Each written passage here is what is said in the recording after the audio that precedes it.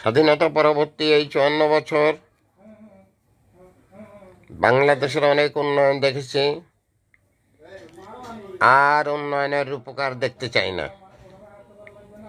এখনকার রাজনীতিবিদদের ভোটের মাঠে আসতে হলে প্রথম যে সমস্যাটি সেটা নিশ্চিত করে আসতে হবে, এই ওয়াদা দিতে হবে। সেটা কি?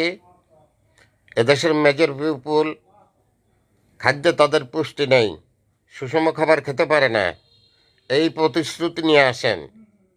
নেক্সট, এদেশের মেজর পিপুল সঠিকভাবে স্বাস্থ্যসেবা পায় না এবং টাকার অভাবে ওষুধ কিনে খেতে পারে না, এই প্রতিশ্রুতি নিয়ে আসুন। আপনারা এই উন্নয়নের উপকার, বাংলাদেশের উন্নয়নের উপকারের দরকার নেই, উন্নয়ন অনেক হয়েছে। এখন দৃষ্টি দিতে হবে খাদ্য, চিকিৎসা, থার্ড পজিশনে আসেন, দেশে কর্মসংস্থান সৃষ্টি করতে হবে, মানুষ যেন ভোকা নাগা না থাকে। এই প্রতিশ্রুতি নিয়ে মাঠে নামবেন সমস্ত দলের রাজনৈতিক নেতা যারা আছেন। উন্নয়নের উপকার ওইটা গুণারও টাইম নেই।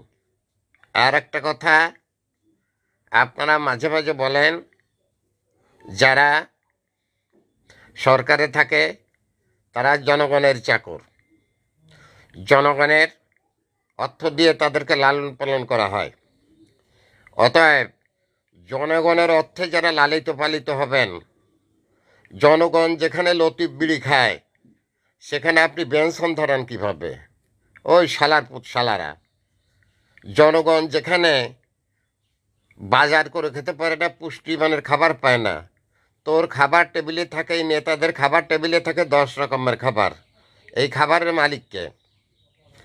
তোরা যে সবাই মুখে বলিস আমরা জনগণের চাকর, একটা জনগণের চাকরকে এনে ফিল্ডে দাঁড় করেন, আর একটা দেশের বাংলাদেশের একজন কৃষককে তার পাশে দাঁড় করান।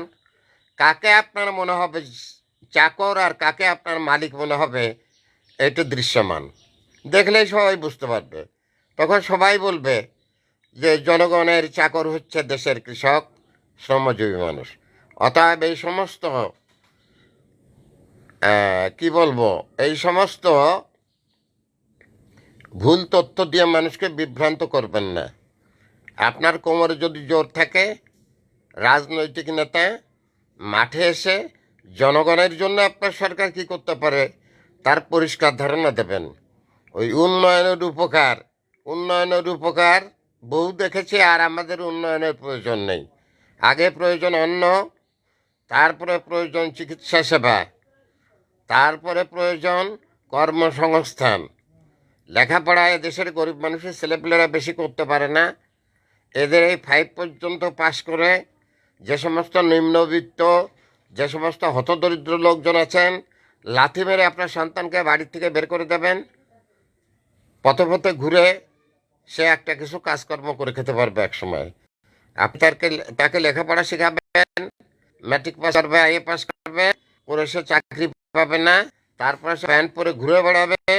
বুড়ো বয়সে আপনাকে ভ্যান চালিয়ে এনে, শ্রমজীবী মানুষের কাজ করে এনে সেই সন্তানের উদরপুত্তি করতে হবে।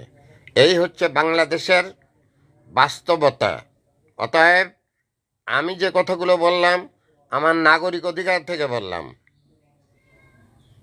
আর স্বরাষ্ট্রমন্ত্রী বলেছেন যে মানুষ এখন নিজের মত প্রকাশ করতে পারছে ফেসবুকে, যার যা মনে আসছে।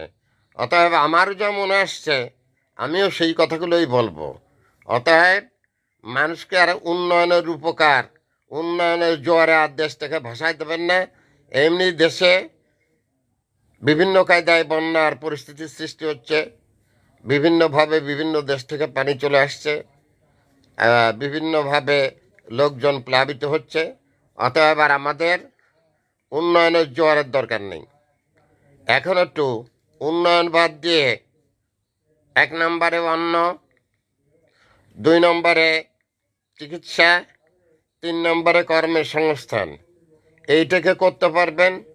কার নুনুতি জোর আছে সেই জোর নিয়ে মাঠে নামবেন, আর লোকজনের ভিতরে এগুলো পরিষ্কার করে বলবেন। আমরা দেশের সাধারণ ভোটার, আমরা ভোট দেওয়ার আগে এগুলো জানতে চাই। সব ভোটারকে ভুধাই ভাববেন না। Thanks a lot. Viral sir, বিনা বেতনের পারিবারিক পাঠশালার শিক্ষক। মোবাইল কন্ট্যাক্ট নাও 01935204804।